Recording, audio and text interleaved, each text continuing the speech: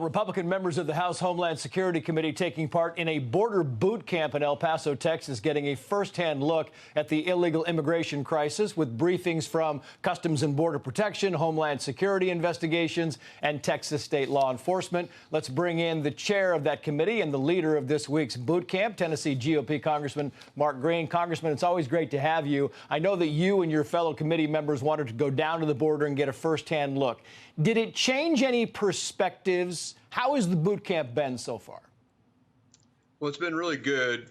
Thanks for having us on, by the way, Trace. It's been really good. I think some of the new members who have never seen the situation, they've seen reports about what's going on, really got their eyes opened on the real challenges before us. And that is that the, drug cartels have essentially taken control of our southern border with the policies that are being implemented by the Mayorkas, at DHS and, of course, the president.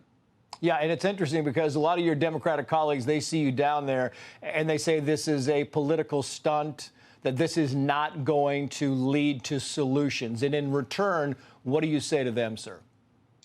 Yeah, well, if you just listen to the arguments that they're making the argument that all the fentanyl comes across the points of entry. Well, any person with common sense knows that's absolutely not true.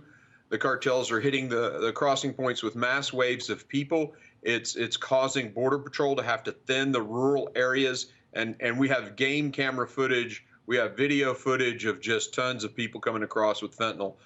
So clearly, their arguments are just subterfuge and dishonest, to be completely truthful about what they're doing.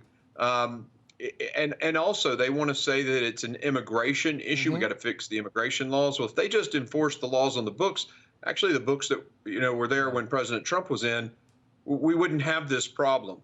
The problem is very clear, and the Border Patrol guys are very honest about it. The problem is because the administration took 90-something executive actions to undo the laws, to undo migrant protection protocols, to undo Remain in Mexico. Yep. And they've created an incentive. People are flooding the border. Yeah, it's amazing. I very quickly, lastly, I just want to know, what was the most instructive part of this for you? Was there something that you said, I didn't realize that? I think some of the stuff that the investigative services are doing to identify the connections between the human smuggling and the cartel and the cartels, and then the drug work.